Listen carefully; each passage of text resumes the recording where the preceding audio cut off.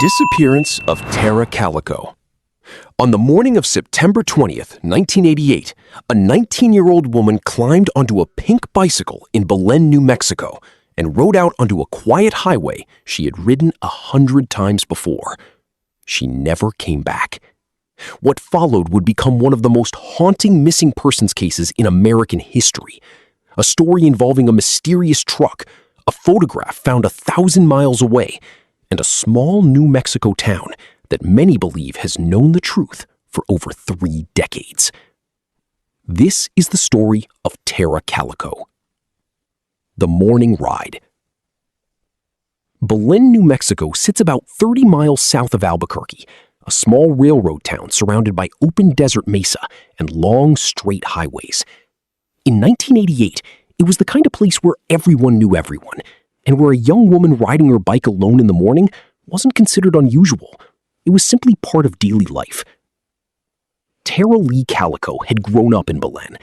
She was a sophomore at the University of New Mexico's Valencia campus, working part-time at a local bank and hoping one day to become a psychologist or psychiatrist. Friends described her as bright, disciplined, and athletic. Cycling was part of her daily routine, a long, looping ride along State Road 47 that she had done so many times it had become second nature. For a while, her mother, Patty Doyle, used to ride with her, but Patty had stopped after a strange experience. She felt she was being followed by a car while out on the route with her daughter. She never forgot that feeling, and she urged Tara to consider carrying mace for protection. Tara brushed it off. She had done this ride countless times. Nothing had ever happened. On the morning of September 20th, Tara left the house at around 9:30. She had her Sony Walkman, her headphones, and a plan for the rest of her day. Tennis with her boyfriend at 12:30 and a class that afternoon. Before she left, she told her mother something that would later take on a chilling weight. If she wasn't home by noon, come look for her. She rode out onto Highway 47, just like always. The last sighting. At around 11:30 that morning, witnesses driving along the highway noticed something odd. A young woman on a bicycle was pedaling along the shoulder of the road, and behind her, moving at the same slow pace, was an old pickup truck. Witnesses described it as a dirty white or light gray 1950s era Ford with a homemade white camper shell on the back and New Mexico plates. One witness, Baron Freeman, later told investigators that the moment he passed the truck and got a good look at it trailing so closely behind her, something about it made the hair stand up on the back of his neck. It didn't look right. It looked deliberate. No one who saw that truck that day ever saw it again. Noon came. Tara did not come home. Patty went looking for her along the familiar route, retracing the road her daughter rode every morning. There was no sign of her. No bike, no Tara. Nothing but empty highway. Patty called the police. The search begins. Within a day, a full search was underway, drawing in local police, the FBI, and volunteers combing the mesa around Highway 47. The searchers didn't find Tara, but they found pieces of her. The day after she disappeared, Patty herself discovered a cassette tape belonging to Tara lying on the shoulder of the road. A Boston tape, one of her daughter's favorites. About 3 miles from the house, on the opposite side of the highway from where she should have been riding. It was as if it had been dropped while she was being carried or driven away from home, rather than toward it. Later, investigators recovered pieces of her Walkman nearly 19 miles east of the highway, near a remote wilderness area. Footprints on the ground suggested some kind of struggle. Tire tracks and an oil slick were found nearby. But Tara's bicycle, a neon pink Huffy mountain bike with yellow cables, was never recovered.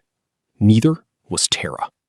Investigators built a composite sketch of the truck's driver based on witness accounts, a white or light-skinned man, believed to be in his late 30s or 40s, with red or brown hair. It was, for years, the only real lead law enforcement had. And the truck itself, despite an extensive search, was never located. As the weeks turned to months, sightings were reported across the southern United States. None of them ever confirmed. Belen, a small, tight-knit community, was suddenly a place associated nationally with a missing girl and an unsolved abduction.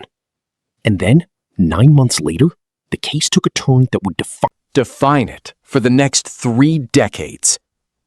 The Polaroid.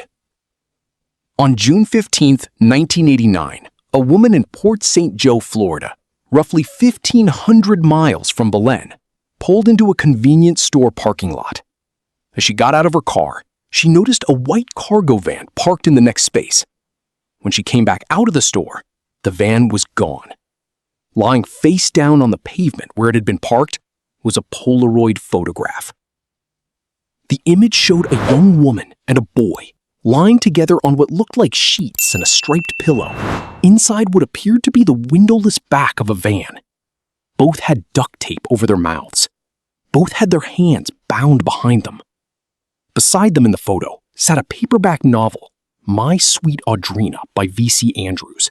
And according to investigators, a phone number was faintly scrawled on the book's spine, though most of the digits were illegible. The Polaroid was eventually broadcast on national television. Family friends who saw it thought the young woman looked like Tara Calico. Patty was contacted, and when she examined the photograph, she said she was certain the young woman had a scar on her leg identical to one Tara had received in a car accident years earlier. And My Sweet Audrina wasn't a random detail. It happened to be one of Tara's favorite books. The boy in the photo raised another chilling possibility. Just 5 months before Tara vanished, a 9-year-old named Michael Henley had disappeared during a camping trip in the Zuni Mountains, not far from Belen. His family, too, believed they recognized him in the image. Forensic analysis of the photograph deepened the mystery rather than resolving it. Polaroid's own manufacturer confirmed the film type used couldn't have existed before May of 1989. Meaning if the photo really did show Tara And Michael, both of them had still been alive, and together at least 8 months after they vanished. Scotland Yard analyzed the image and concluded the woman was likely Tara, but a separate analysis from the Los Alamos National Laboratory disagreed, with one forensic scientist stating flatly that the woman was, in their assessment, definitely not her. The case had gained a national spotlight, but it had also splintered into competing theories, dueling experts, and a photograph nobody could fully authenticate or dismiss. A second tragedy and a dead end. In 1990, the mystery of the boy in the photo was resolved, but not in the way anyone hoped. Michael Henley's remains were found only a few miles from the campsite where he'd vanished. Investigators concluded he had gotten lost and died from prolonged exposure in the wilderness. There was no evidence of abduction. His case, tragic as it was not connected to Tara's after all. That left the identity of the boy in the Polaroid completely unknown. And with Michael ruled out, the photograph's connection to Tara became even harder to prove. 2 more Polaroids allegedly connected to the case would surface in the years that followed. One showing a gagged girl near a construction site in California.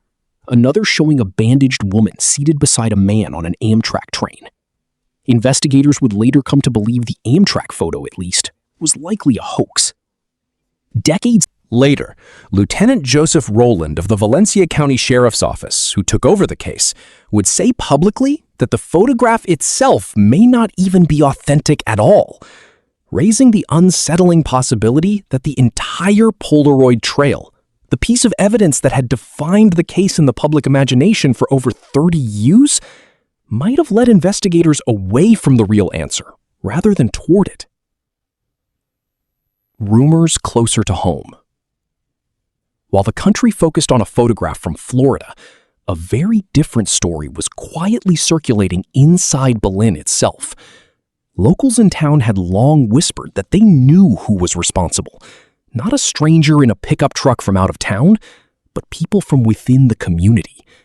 Rumors pointed to a group of local teenage boys and even implicated the son of a former sheriff, Lawrence Romero, fueling a separate and deeply uncomfortable theory that a cover-up Protecting people with connections to local law enforcement had shaped the entire investigation from its earliest days.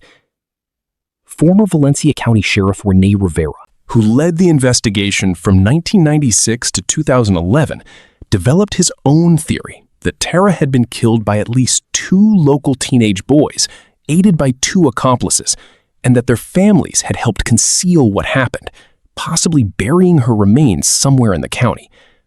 That theory was never proven, but it planted itself firmly in the town's collective memory, repeated for years by people who grew up alongside the case. For Tara's family, none of the theories brought resolution. Her father, David Calico, was beaten in a mugging in Albuquerque in 2002 and died from his injuries, never learning what happened to his daughter. Her mother, Patty, spent the rest of her life advocating for the case, appearing on television programs, keeping Tara's story alive, until she died in 2006 following a series of strokes. It was Tara's younger sister, Michelle, alongside A childhood friend named Melinda Escabel, who picked up where their mother left off, producing a documentary and a podcast that reintroduced the case to a new generation of investigators, online and off. A breakthrough, decades later. For most of the case's history, it seemed destined to remain permanently open. Then, in October 2020, the Valencia County Sheriff's Office quietly began working with the Rocky Mountain Information Network, a nonprofit that specializes in re-examining unsolved cases. Over 2 years, investigators went back through decades of old tips, forgotten witness statements, and physical evidence, applying modern forensic and DNA technology that simply hadn't existed in 1988. In April 2021, that renewed effort led to a sealed search warrant executed at a residence in Valencia County. And in June 2023, Sheriff Denise Vigil and Lieutenant Rowland held a press conference that stunned the community. Investigators announced they believed they had identified the people responsible for Tara's disappearance, and that the case was being submitted to the district attorney's office for review of possible charges. "We believe we know what occurred and who's responsible," Rowland told reporters. The names of the persons of interest remain sealed by court order.